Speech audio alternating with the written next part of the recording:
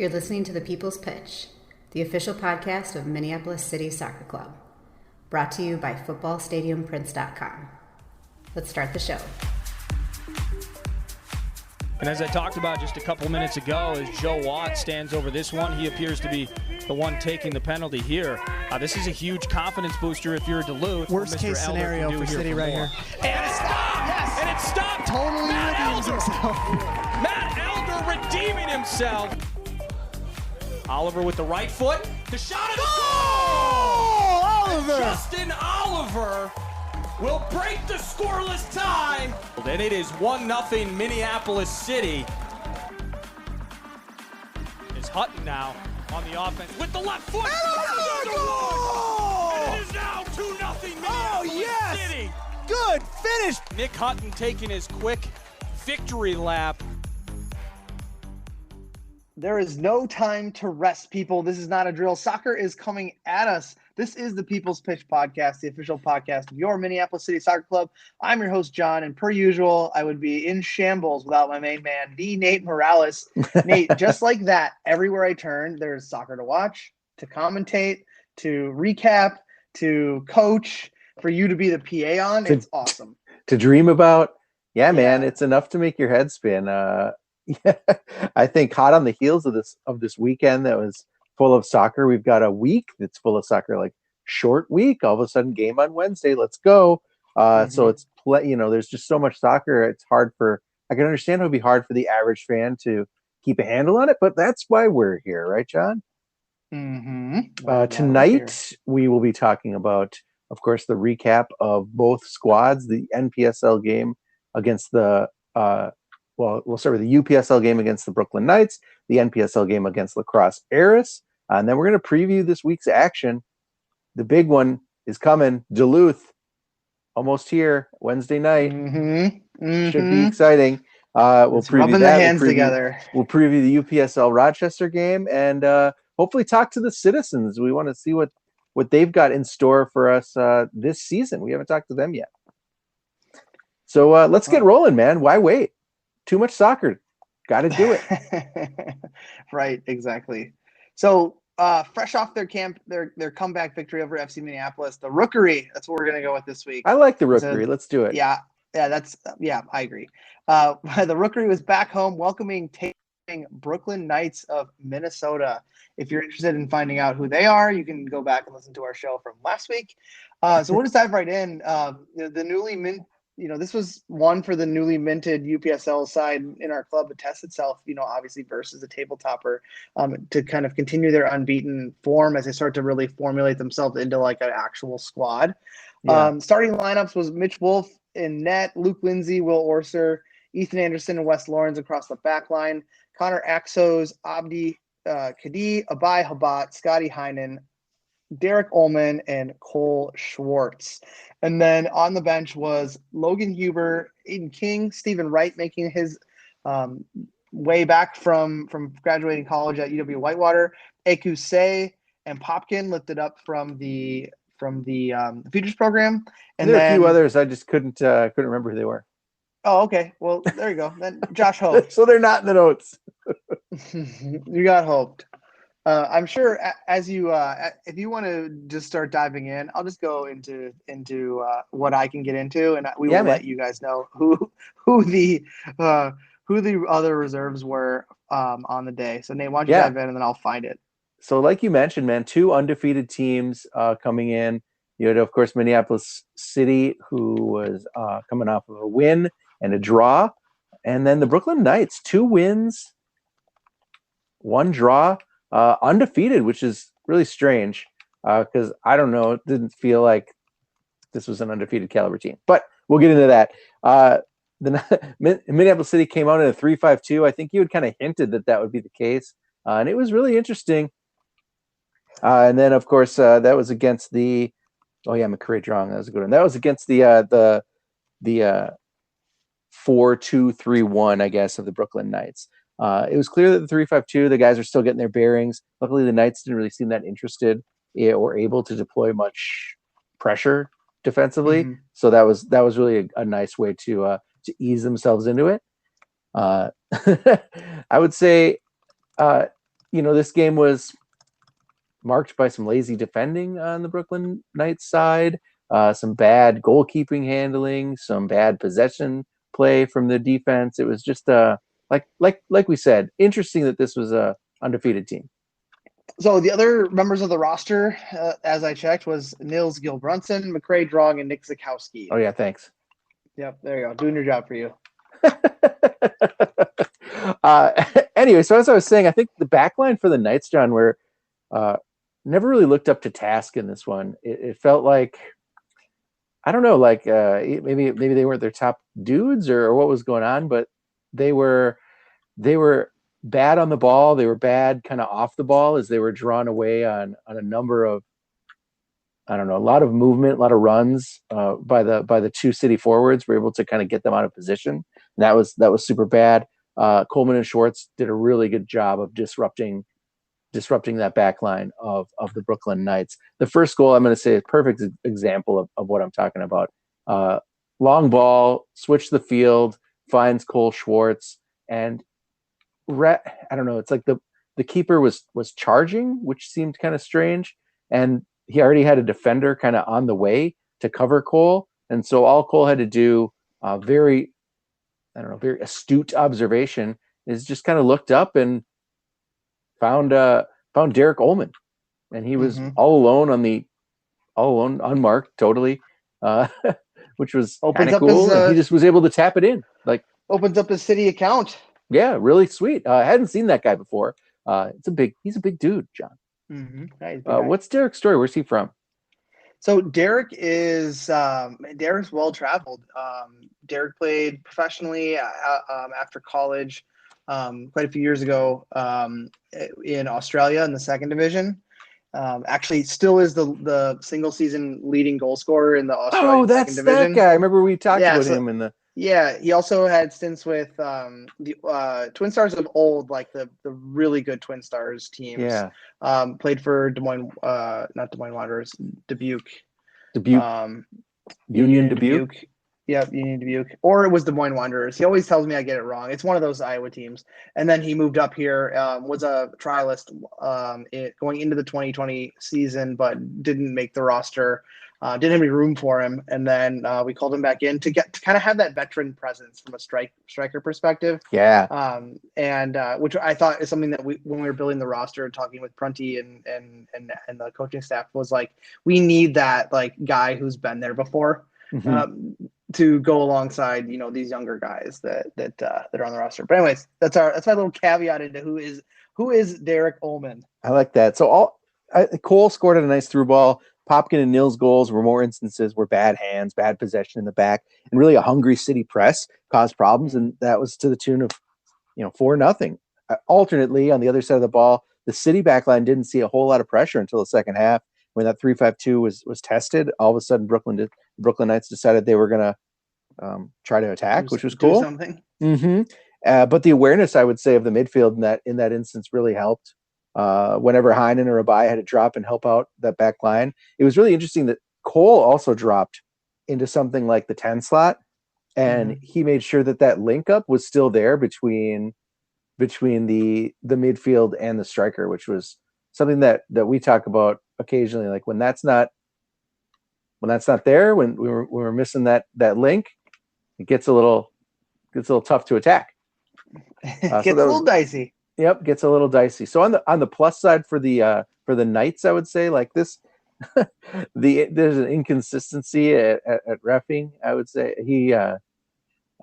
best way to say it is some of his calls were a little soft, and some of them were a little too serious in my mind. I think he always did seem to favor the player that was challenging for the ball. It's not like he favored the player on the ball, which was weird. So a lot of it's supposed to work. Yeah, so that favored a lot of 50-50 scenarios in the Knights' way. I guess that was probably the best I could say that their day went. Is they got some nice calls from the ref, but all this dominating performance with City finding the net 4 times as I mentioned. The Knights mostly finding the freeway with their shots. Nothing really dangerous for them at all. Never really testing Mitch Wolf. And he nonetheless notches a nice clean sheet in his second home game. So great game for Minneapolis City too. Great way to kind of show the league who we are and who we can be. But John, how did this victory line up to your keys to victory? Well, I think the first one is avoiding the slow start and scoring the first goal in the 11th minute. Off of less than a handful of chances, which it was was not the antithesis of what's been happening, where it's like our fifth or sixth chance, and then we finally find the net, or we don't find the net, and then the chances keep racking up. So I'd say obviously scoring, just past double digits on the clock is definitely avoiding that slow start. And also number two has got to find the goals. I mean, I think it was pretty spot on. You score four, whether or not the defense was good or not, you're still finishing four opportunities. And from what I could tell, they seemed as if most of them were team goals where the ball, it wasn't, a rocket shot or a header off of a set piece. It was like 6, 7 to 10 passes sequence that really nice movement. Yeah, really nice movement. And that goes into our third one, which was stay patient-ish. I think Coach Prunty texted out the entire staff of a clip of the first goal, and I counted, it was 11 players touched the ball before it was slotted home.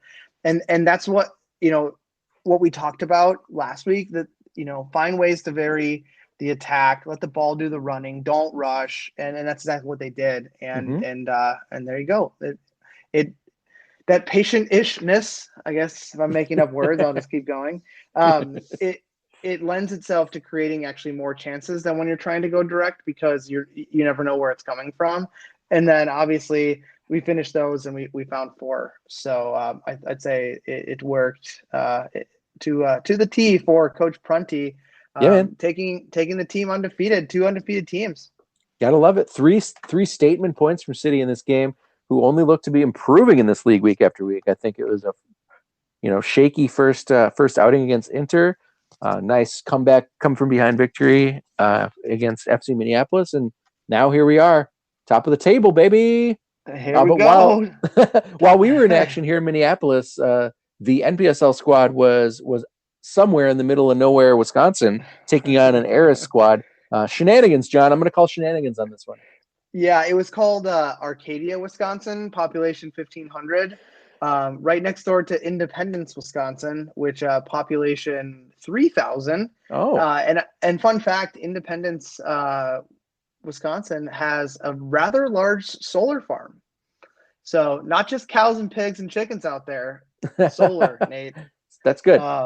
So anyways, it wouldn't be a road game this season unless there was something to overcome. And this week, more of the same, as the fellas headed to Wisconsin for, I'm calling it technical difficulties too. Mm-hmm. You were calling it shenanigans, versus the new look lacrosse Aris. We covered them last week off their heels of the impressive late draw versus Joy. They were flying high, man, but they ran into a team that honestly was pissed off that they didn't know if this game would even go up until late Friday. All the scenarios being thrown at us, and finally they got their shit together, found a place to play, and we played. Starting lineup was a backline. Troy Lewegi made his first start of the season, replacing Matt Elder.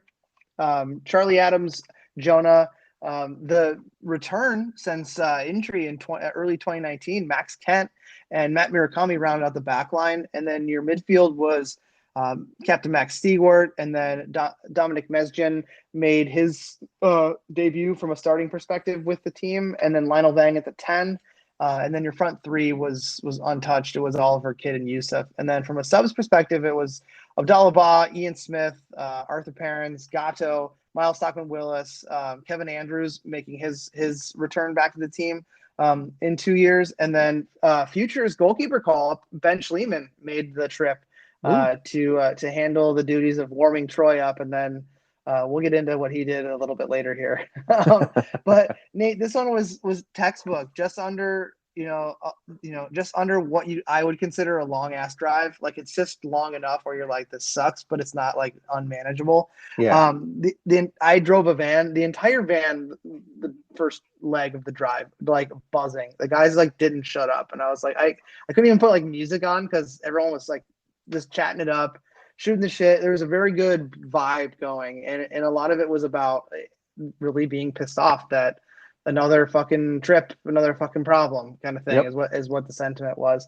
But the game got off to a fast start. The City Attack was looking, to pick up where they left off on the heels of that 6th goal weekend against Dakota Fusion. And I honestly, all 3 front players, including Dom, through the center midfield, all saw very quality chances in like the first 10 minutes. And they just didn't fall. And it quite literally could have been a rout, like from the jump. The goalkeeper did make a few saves, but it was definitely, it was a downhill race. And we were the ones running downhill. In the 12th minute, we had a goal call back. Justin Oliver went into a 50-50 aerial ball, which clearly is not his strength. But the ball kind of bounced in and the goalie came out and he got there first, and the goalie kind of threw his arms across Justin's body and he just kind of chested it into the goal. The goalie didn't even go down, but they basically called it a foul on Justin as the ball went into the back of the net. We thought it was a goal, but clearly it was not. So 4 minutes later, Midu got in behind the Aris backline, who was interesting, I would say. Like they weren't the organized unit that we saw against Joy. Maybe it's just not their day, but it looked night and day from what we saw a week ago, and not really picking up marks, allowing Midu and Oliver to get in behind, and even Will Kidd to get in behind. So 4 minutes later, Midu does get in behind the back line, kind of takes guy 1v1 on the end line and found a streaking Justin Oliver around the top of the 6-yard box for the first goal. And at that point, Aris literally held their defensive line of pressure after that goal inside of the 30-yard line on the football field. That was it. It was like, well, we gave up the goal. Yeah. Don't give up anymore. The bus was firmly staked into the ground. Like there wasn't even an attempt to really hit on the counter to what's his name, who scored the goal against Joy. Yeah. Who was he's a quality player. Their number 11. He was the only threat. But they didn't even try to like put him up top and counter with him. They literally just sat back. They were basically, I could only equate it to, they were limiting the danger that that they didn't quite shut the valve off on when they played Joy. It was like, we're only against, here's me in the team talk, the Aris team talk. If they get a goal, we're not going to let the same thing happen again. We're going to sit back and wait till the second half to like just throw caution to the wind and press. And that's exactly what they did. But as the half came to an end, only that lone goal, we almost snuck one in at the end. But the goalkeeper made a pretty good save. So it was just a 1-0 at the half, and it just felt like it was gonna happen, but it should have already been happening. But we just kept the ball for so long that it was just pass on pass and just moving the ball, and like it took everything from those guys from lacrosse in the first half to not just get so bored and like some guy like runs with the chicken with his head cut off. And then the whole thing breaks down. But we were doing a very good job of, even when we were pro to the 18-yard box, where typically you'd want a shot on goal. If we didn't have the shot, there were so many bodies in there, we were pushing the ball out wide, trying to move things around, switching fields. So, I mean, I would say possession, Minneapolis City 75% in the first half. That's crazy. And that's maybe being a little less generous. So, that's what the first half was, Nate. I mean, it reminds me of what was the time we went out there and played and they hadn't mowed the lawn, right? Like and the famous draw. Like, it's just crazy that they almost got away with not having the game. And then even crazier that I don't know. Is it possible to just be bored with too much possession? Yeah. Yeah, it really is. I mean, I've been in those games where for whatever reason the coach is like, do not press, and you're like, but we should be pressing these guys. And Right. it's like, and if you press, you don't play, basically. And you kind of get sit back and you just watch the ball move back and forth and inside and outside, and like you're just like, oh, can someone blow the whistle and end this? And there's usually that one guy who just says screw it, and Leroy Jenkins himself into danger, and then everything breaks down behind him. But yeah, it was Leroy Jenkins. So yeah, it was. You can be bored, Nate. Well, you ended up breaking them down. Second half was much better. Yeah, so second half began, and just like it did against Dakota, City scored 12 seconds after the kickoff. It was Justin Oliver again on the back of a real great individual effort. Will Kidd from the kickoff that went backwards just ran basically 60 yards, got on the end of it, beat 3 players, and Justin was literally wide open. Like I don't even think that they had their guys in the right spots yet once the kickoff started. I think the goalkeeper was actually even like talking to a central defender and then had to like quickly get his ass back to the goal line. It was really interesting. But anyways, yeah, came at him right away, and Eris then immediately started to press, but it was totally a disjointed press.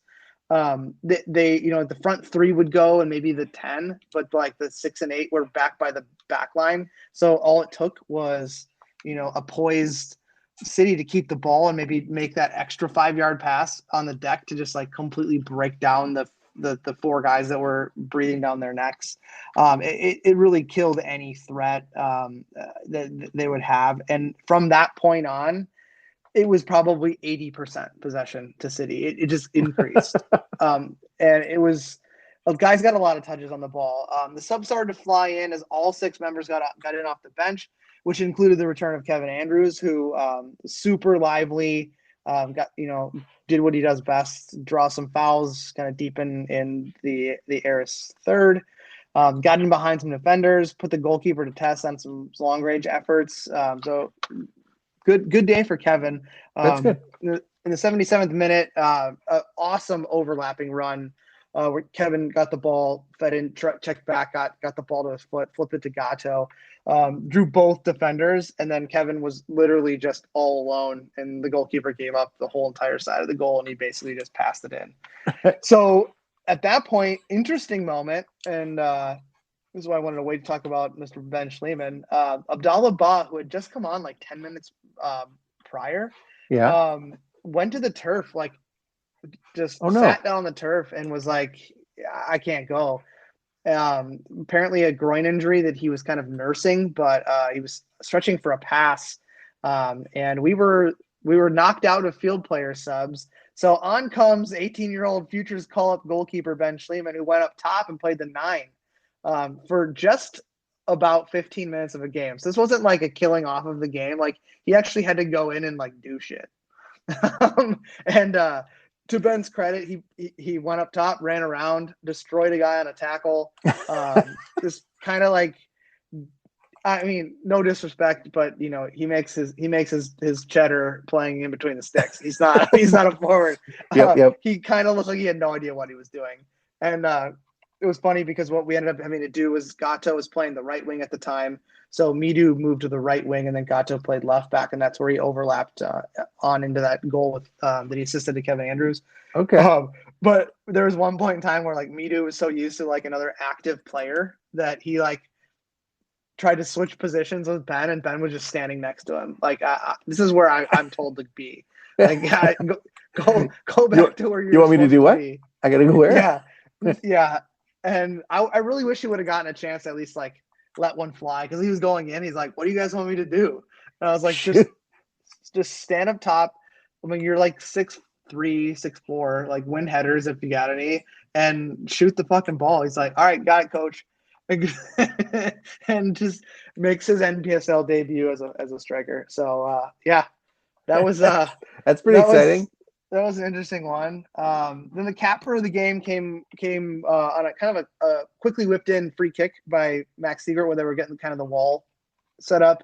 Goalkeeper knocked it down, and then Arthur Perrins just running it behind the back line, just tapped it in. And we got the 3 points, got another shutout, and got the hell out of Arcadia, Wisconsin, Nate. Not the first goalkeeper to play up top for Minneapolis City in a competitive game, though, is it?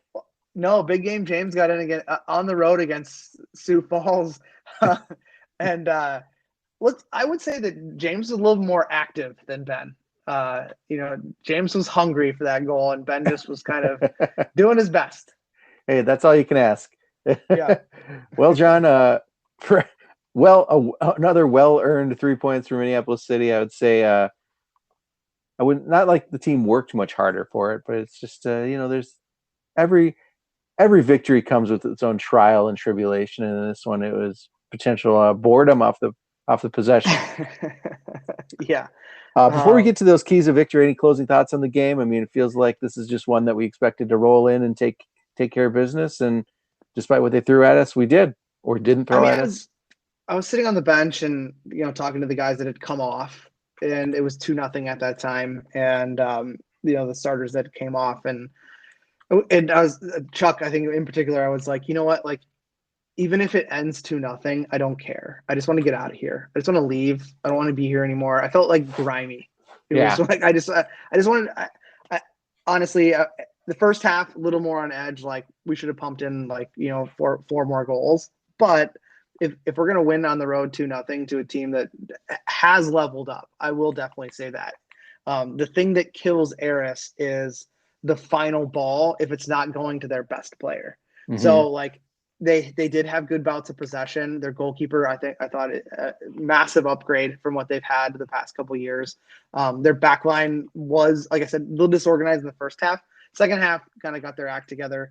But it was just like the first 10 minutes of the game when we weren't even trying to press and we were all over them. They didn't even get the ball out of the half. I mean, there was a point in time where for a large stretch of the first half, the only time they got the ball was when it went out for a throw-in or a goal kick. So it was like, okay. Yeah. And I think they were like, there was a little bit of like a confidence dip when their only like chance was knocking it up to their best player. He beat Charlie and he was in a foot race with Jonah, but then like Max Kent's right there. And then like, the central midfield had collapsed on him, and then he had nothing he could do. And I think they were at that point, they were kind of like, damn, this is different than what it was against Joy. And like they started to get a little bit more rushed because they just wanted to get the ball out of their defensive third before we took it from them. Yeah. The return of Max Kent. Forgot about that too. Yeah. Max played good. He was amped up, super sweaty at halftime, wringing his jersey out. It was fucking gross. So sweaty. But he played great. I thought he kind of picked up where he left off playing with Jonah, in early 2019. All right. Well, keys to victory last week, John, what were they? Number one, kill their momentum. That happened right away. So don't have to take that. I think I already mentioned that. Dead. Yeah, that one was a wounded animal that got picked off. Number two, don't get frustrated. I thought, yes, we got frustrated. We weren't finishing, but we didn't start to do what we have done in the past. And that's get antsy to try to score instead of trying to find the right way to score. So, and we've shown like Minneapolis City over the last 2 games prior, it was very much so the team who first half, like, kind of feeling things out, not doing anything stupid, locking things up defensively, moving the ball, seeing what the other team's going to give us, and then the second half is where where the goal bonanza starts. Yeah. And that's okay. That's definitely okay. Limiting the damage for a half of a soccer game and maybe nicking one, maybe getting 2 is totally fine. Even going in scoreless, knowing what we can bring off of the bench. I mean, Oliver scored 2, but then Kevin and Arthur scoring to close the game out. Like, that's 2 bench players, and the assist came off the bench. So it was yeah. They didn't get frustrated, and they let the game come to them, and they did their job. And then the return 2 old faces, like I just mentioned, Max thought he played great, won everything in the air. I would say a more patient Max. Max likes to let that that long ball fly. He was very much patient on the ball, a lot more than he had been in the past, and he was keeping the ball moving, switching the field laterally across the back line instead of trying to lump something into a winger, Sure. and give up possession. So I thought he did great there. And then Kevin Andrews came on and was like the guy who was leaving Med City players in heaps on the turf when he last was playing with us in the playoffs of 2019. Just lively, active, quick feet, just always trying to find a place to get the ball, making the runs. I mean, the run he had to make to score his goal was like 40 yards, and he just ran past three guys. So yeah, the new faces. I mean, Ben Schliemann, new face, maybe a ninth choice striker now. Who knows? Troy did literally nothing in goal. I think the only dangerous thing was like a cross that he just let go out of bounds. And he had a lot of time on the ball with his feet. So that was a new face. Dom played really good in the midfield starting for the first time. So yeah, everything worked. We would be remiss if, with all this excitement surrounding the return of the fans, we didn't talk to the fans themselves. And I am, of course, talking about the Citizens, Minneapolis City's official supporters group, for going on something like 6 years running, right? 7? I don't even know. I don't even know how long we've been around. 7 years. With me tonight are Brian Schreier and Nate Zell, the organizers of the Citizens. Welcome, gentlemen.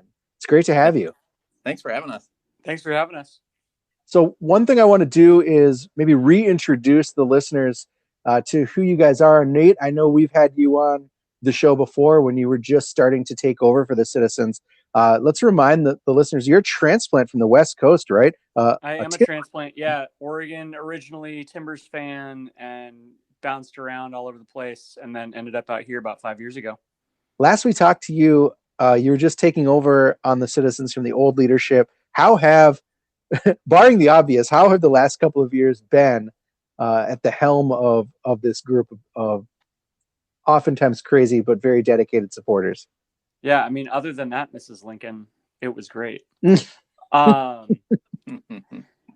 I think it's the energy was what drew me into City to begin with, and so it's just super easy to work with. Obviously Brian is an amazing guy and makes the things that I do a lot easier because he's just always there. Great sidekick to have. And, the Pauls and Matt and Bryn and Cole, the list goes on. So, it's super fun to have a supporter group that is so passionate and quirky, and people just show up and are like, hey, what can we do? And so that just, it makes things so much easier. Now, Brian, you have been a City supporter from the start. It's been a long time. How did you get involved? And I guess, what is your current role with the Citizens, either officially or unofficially? Yeah. So I have I get the story of the first thing Nick sent, handing out the flyer to Christian Ramirez story. So that was the thing that drew me in originally. But we were supporting Minnesota United at the time, but the kind of the quirkiness and all of that, we've seen and loved about Minneapolis City, kind of drew me and my wife into it. So it was kind of, interesting, I guess, for that. But so for that, it was David started it or David Baker started it in 2016, and it, I'm sure we remember as it was we had a supporters group before we even had a game. So it was It was interesting to see that come out to be as just kind of following it from the back. And David did such a great job to do that and get people excited too, from a supporter side. But for me, it was just what could I do to get into help? Because it looked like it needed some at the time. It was growing so fast, and it was all hands on deck sometimes, and you just needed people to help. So it was what can I do to help? So I got involved that way. And then when David kind of gave up the reins to Nate, it was still kind of just that role I wanted to keep, which was how can I still help? I wouldn't know what I was completely doing as if I was running it myself. So it was like, luckily we got Nate in that knows what he's doing. And it's just been great. Like, yeah. So, yeah. I forgot that David had the supporters group set up before we even had a game. I also remember away at the Bavarians in that very first Minneapolis City game, heckling the children, the Bavarian children who were just there to see the senior team play. Yeah. There was that. There's a lot of stuff going on. Yeah, it was great. Citizens were weird. We were a weird group of guys. So we've got a big game coming up. Obviously, our biggest rivalry against Duluth on Wednesday. Our opponent that simultaneously deserves probably the most respect and the most jeering from the stands. Right? How do citizens? How do the citizens make games, especially big games like this, different for visiting teams at the Nelly than when they visit any other NPSL North opponent? I mean, I think the thing that really drives the citizens is just the individual commitment to debauchery. And that you never know what's going to happen on any given night. And you get someone, and was it, Brian, help me remember, was it a Duluth game where we had the JJ's 45-second heckle? Like, that has to be a Guinness World Record for the longest individual heckle, and it went there were historical elements. It was just amazing. To that of it, funny, Nate, you said that as I was trying to think back on the games that we played and how the supporters have gotten after the people, and the one that did come to mind from JJ was the Med City games, where I think there was 2 in a row from, I think, when we clinched one of the playoffs, and JJ was going after an individual Med City player, and we went to play him again, and he actually stopped in front of us and was like, I was so hoping that you weren't going to be here, because he just couldn't handle it on the side of JJ. And it was something that he continues to remember and love about being part of the Citizens was just that having a player stop, just God, just very bummed out that he was going to have to be playing on this side to hear JJ again was just fantastic. Well, I think that it is something that is unique in the NPSL North, that the supporters will Google you while you're on the field and really go after you if you just happen to be unlucky enough to be on their sides or on their side of the turf. So that is awesome. What have you heard from the players? I know Brian and Nate, you guys definitely went, after events or at off-season events, things like that, you'll get to talk to players a lot. What have you guys heard from the players about the difference that the Citizens make for them at games? I know it's for the fans, it's definitely an experience to be able to have the Citizens over there and to make some noise. But for the players, it's got to be a totally different level. Yeah, I guess I'll feel that just because I have such cool experiences with the players to where it's probably a thing that drives me back. Will always drive me back to the club too. It's just the talent's there for sure. It's been great to see them play, but the personalities and all of the players as well as just for the example of when we clinched the 2019 title, we had a game in hand and we were able to go down and have some drinks with the guys. And I was chatting with AO about stuff. And he was just as AO is kind of beside himself about how the support means to him, and not just him, but the players, and how it pushes them to play better and get that full experience. That there's been a lot of people that have come up to me, if it's Will Kidd or even Matt Elder has said it to me too, where it's just the experience you get of actually being, playing at the level that they play at, but actually get to play in front of fans that are just very excited to be there, love the players. They get to have that experience. That's just the best thing for me, at least, is just to get that. And even a little bit of interactions with them when they just light up about it, where it's yeah, that actually makes us play better and all that. It's yeah, that's fantastic. That's my favorite part of it all. Nate, yeah, I mean, I would shoot your horn, Brian, in that, you put together that snazzy little drum riff for corners. And I remember hanging around with the guys and multiple guys being yeah, man, the drums on corners just always got me like fired up. And like, I know it was Zahir that we talked with, and probably AO as well. But I just think, sorry, I might have lost Nate. I can't hear him. You keep can going. you still hear me? Yeah, keep going, Nate.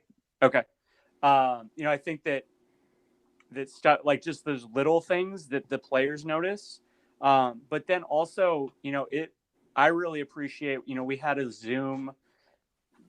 There was a little planning meeting like a month ago to get ready for the season.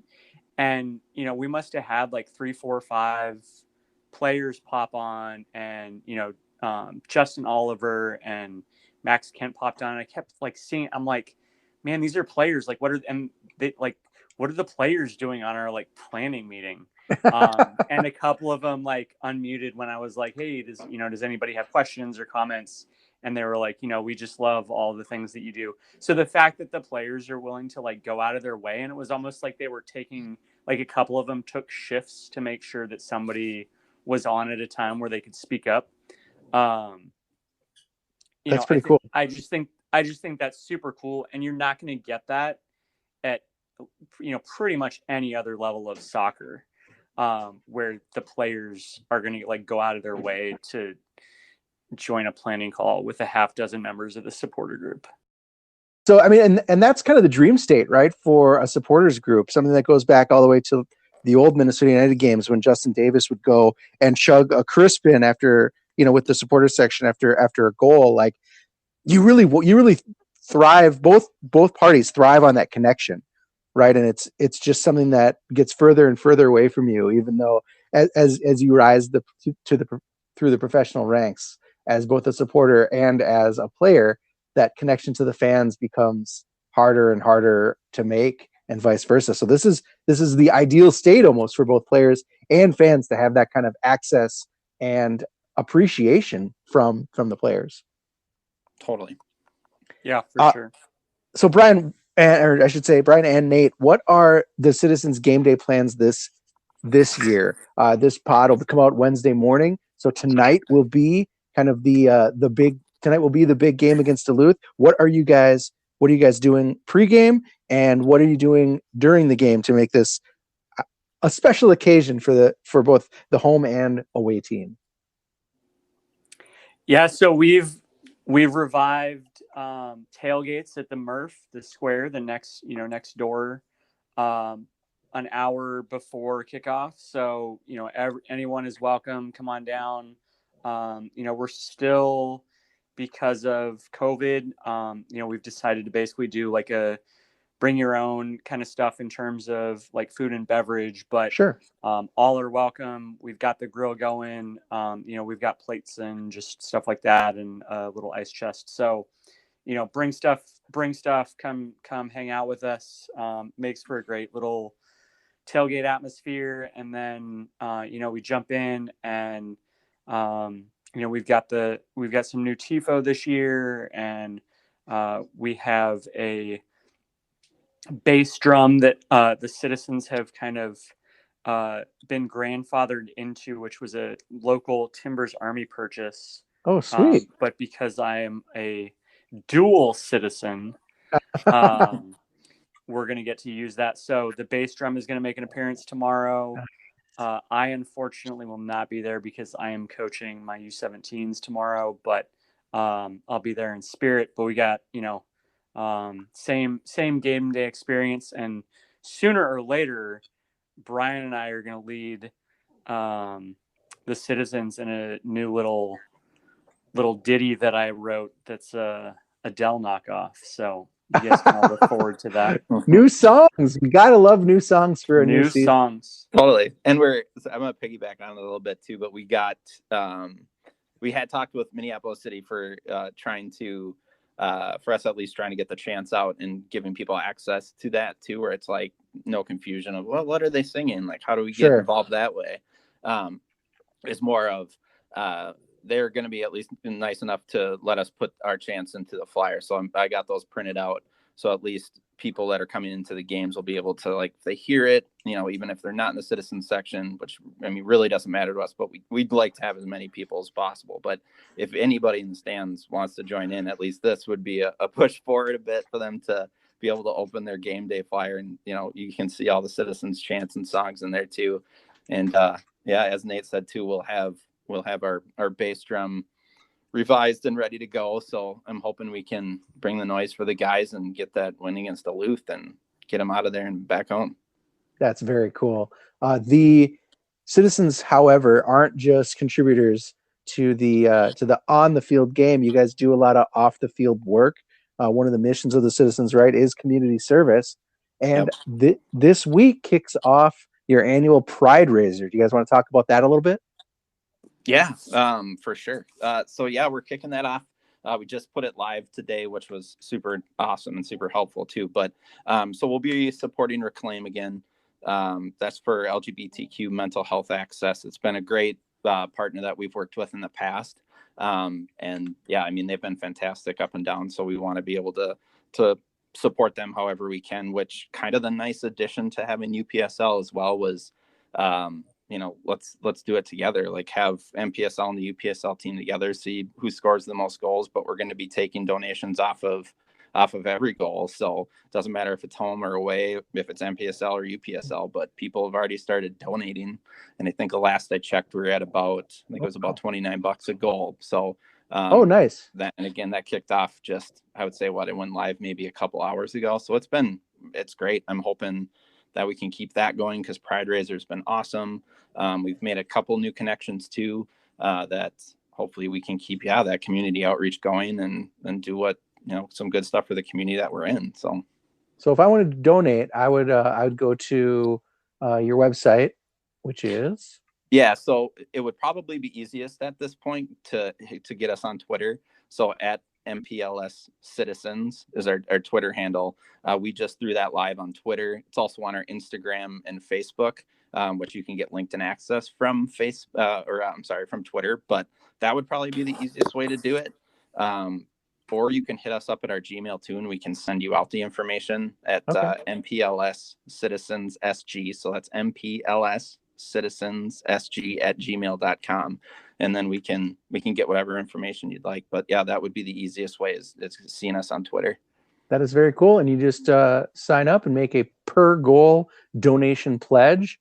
And for every goal that both Minneapolis City teams score, right, that both the NPSL and UPSL, you'll be donating. Yeah, exactly.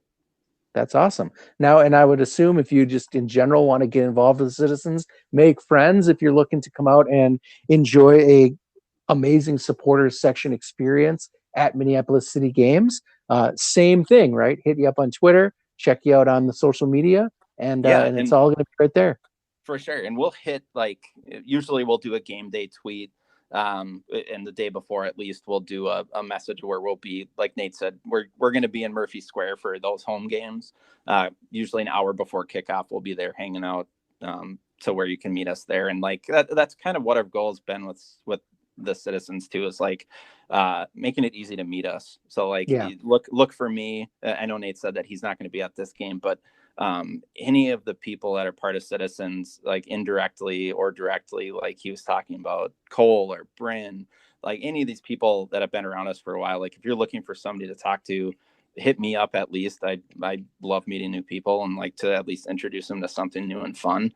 And you don't even need to talk to me about soccer if it's not just soccer. I love that. I want to get, as many people as we can get in the stands excited about what we do, on the pitch and off, where it's just a fantastic organization that I've just loved to support as long as I have. So getting more people in and involved and excited to be there, that's my jam. So cool. Well, next time I see you, I want to talk about Dungeons and Dragons. So oh my God, yes, Nate. And Magic the Gathering. All right, Nate Zell and Brian Schreier, thank you guys so much for joining the show, talking to us about the citizens. Big game tonight, as of the publishing of this podcast tonight at Edor Nelson Field, and we're talking about it throughout the show, of course. So details will be forthcoming throughout the show, but I really appreciate you guys joining us. And again, check out the citizens on social media at MPLS Citizens SG. Nice. All right, guys. Appreciate it. I will. I'll see you all soon. Thank you so much, Nate. Thank you so much, Nate. One of the great mysteries, John, coming up next in the NPSL is this: what is Duluth going to look like? And I think we've been speculating and talking about it for weeks. Like we've been looking at the NPSL North schedule, wondering like how is Duluth going to show up? Like our rival has relied in the past on a mix of imported players, some local college guys, some British guys that might have gone to college locally and just kind of stuck around. In the preseason, you and I speculated like, what are the types of players they're going to have when maybe you can't import players during the pandemic, things like that. We don't really know who or what are going to be available to the Duluth model, but this Wednesday, City's going to get the first look at Duluth at home. So some would say this is the first real test for both teams and the first chance that Minneapolis City is going to get to see how new Duluth coach Sean Morgan approaches things. What do we know about Sean? Sounds familiar. Name sounds familiar. Well, he played on the team. So yeah. He was on the championship winning team in 2017. Was that in 2017? Yeah. And then was on the team in 2018, but I think there might have been some issues with good old thumb Joel Pearson or whatever the name of their old coach was. And I think he fell out of favor, maybe difference of opinions, but was out of the team, but still on the roster, and then kind of came back and then didn't play much. It was weird, but Sean's a great player. Sean went to St. Scholastica. He was on that team that had like Andrew Jenkins and Watt and Corcoran. Very good player. He's, I think he's Irish, I want to say, or Northern Irish. But he hails from across the pond. One of those guys who, the British players who came over, stayed here, and dynamic winger. Like, he was always a dangerous player. He was a guy who always played opposite wing from Watt, and we actually were even looking at maybe bringing him in when we brought in Joey Gustafson and Tom Corcoran for the Open Cup. He was unable to commit to it. So yeah, I mean, I don't know him well, but I know he was on 10K pitches last week and was very respectful in talking about us in what we do. And I mean, he knows, Matt Elder. They've faced each other in their college days for years. Yeah, he was very respectful and just, kind of talked about how we're pushing the game in the right direction here in the cities. And that's what I know about Sean Morgan. But from a coaching perspective, this is, he has had some college experience as an assistant. This is his first head job, I think, outside of maybe some youth soccer. Yeah. And I would expect him to want to play similar to the style that was successful a few years ago, with creating as many chances as possible, getting the ball forward, into an active striker. I don't know if you're going to find a Farrar under a rock during COVID. But I anticipate they're going to have, they have, I forget what his name is. One of the strikers who scored on us last year is back. Westfield. James Westfield. Yeah. Yep. That's what it is. So I assume they're going to play similar to that, because I thought Westfield, he was like kind of one of their super subs in 2019. And he was the guy who scored a lot of late goals. And I think his game is more like energy, active, just get on the end of stuff, create havoc, and then finish. And he can do that. So I would expect that's the kind of playing style you're going to see. I guarantee you there's going to be some strong challenges. Nothing malicious or dirty, but just some heavy ass tackles, which I kind of like when I play. Like, I like getting stuck in, even if I'm on the receiving end. It just makes the game it gives it a little more of an edge. And that they found that worked. So we'll see.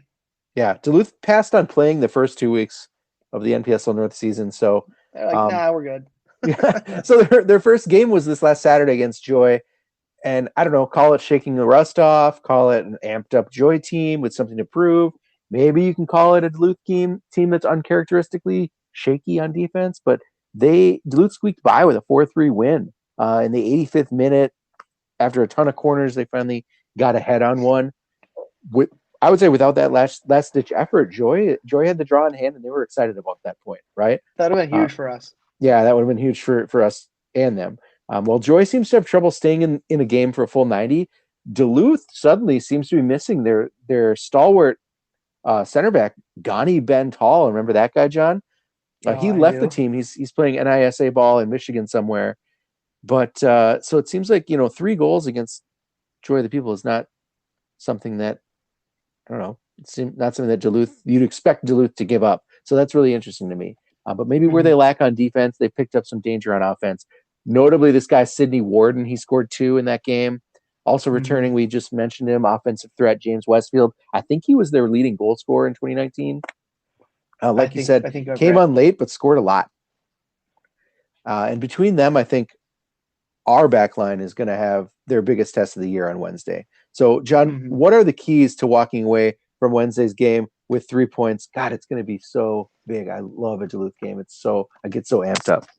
I actually really like Duluth midweek games. We had a couple of them, and whether it's there or here, they're always fun games. Whether we come out on Duluth beats us, so like that happens. It's not like Sioux Falls is coming into town on a Wednesday, and like if they beat us, it's we're not happy. We're obviously not happy if Duluth beats us, but they're the team that we want to beat, and they know how to beat us. So historically speaking, maybe we'll see this year. But from a keys of victory perspective, number one, keep the ball. I think that it's working. And I mentioned it, at the end of the Eris recap, that like when we can show that we want to try to vary up our attack, that's the same thing every time. That is what you kind of see in the NPSL North from some of the teams, that like they have one source of goals and they're just going to go to it. Very much like high school soccer, I would say, where it's create as many chances in the defense in the final third as possible.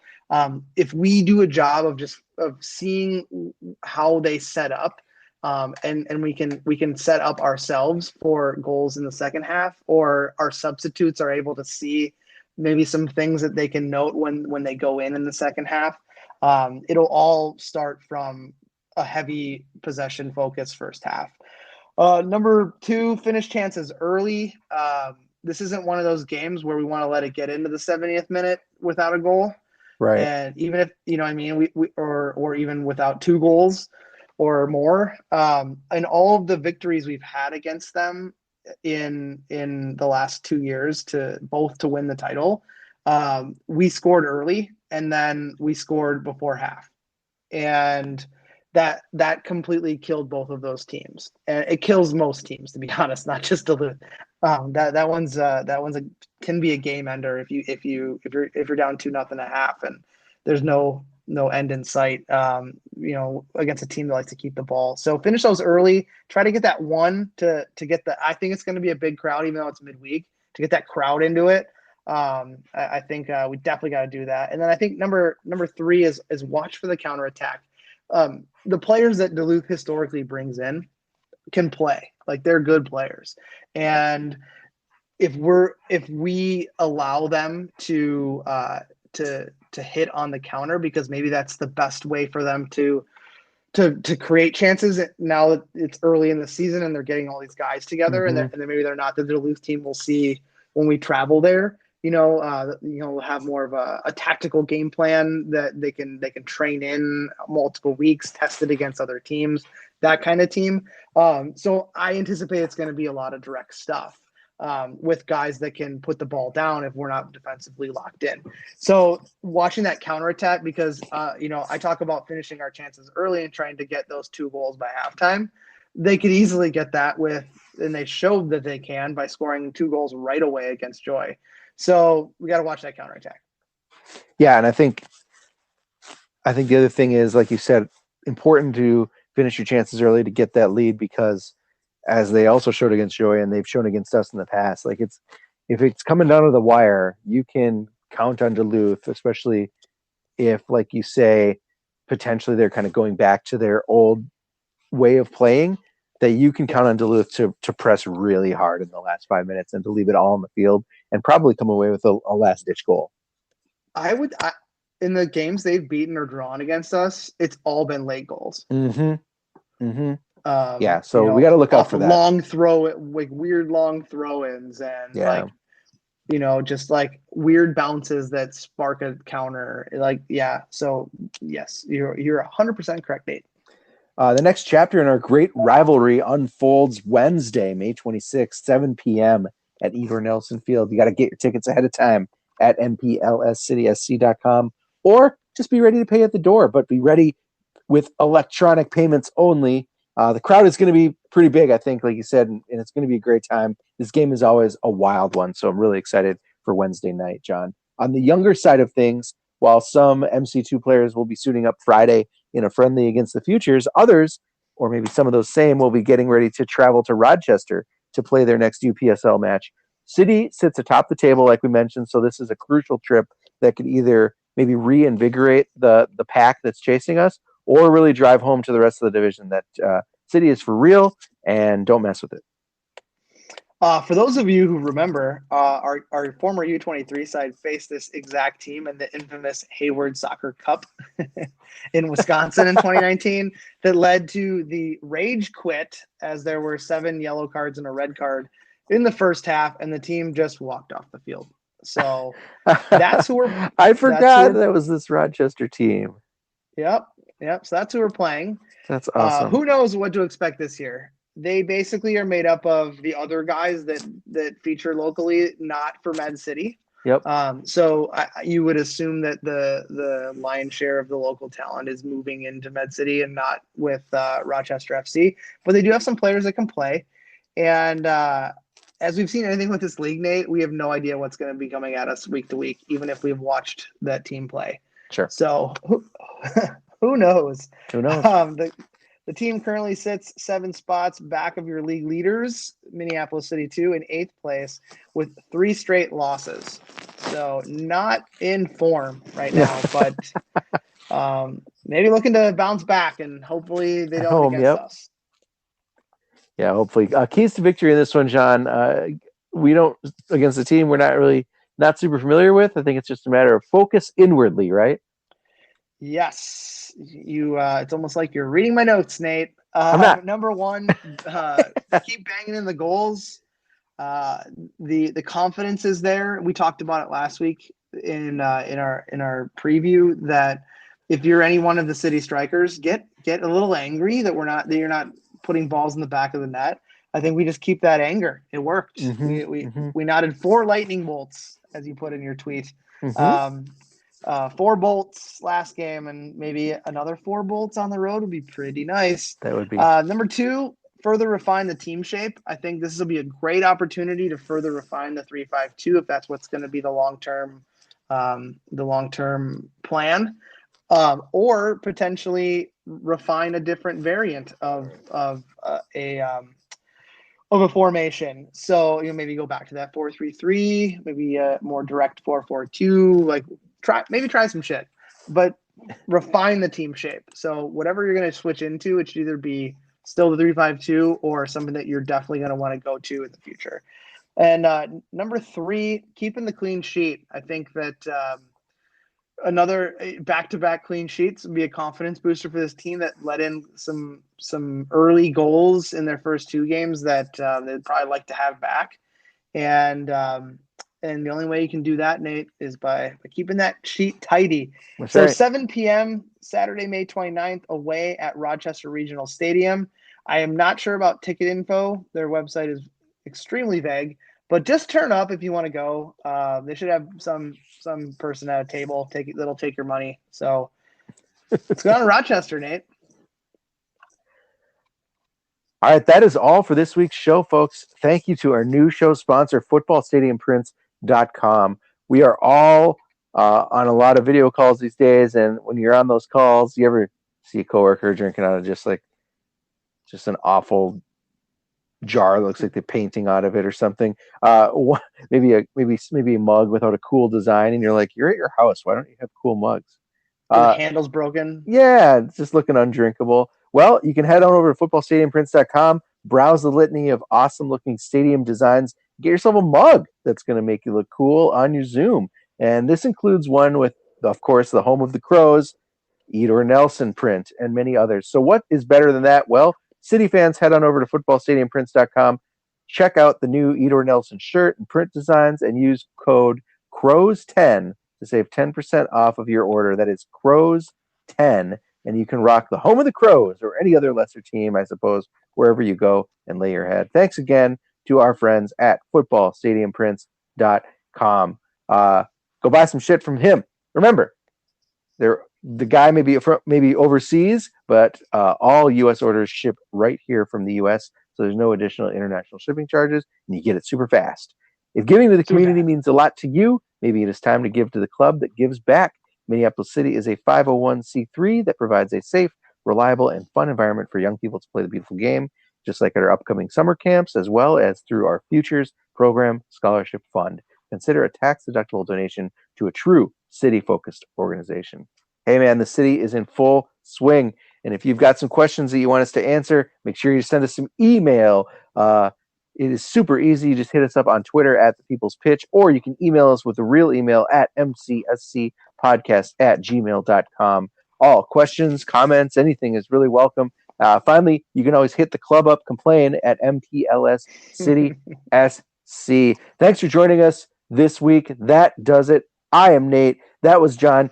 Get your Memorial Day weekend party started early with a Crows victory on Wednesday night at the Nelly. Come on out with us and have a great time. It's all City to the Moon all week long.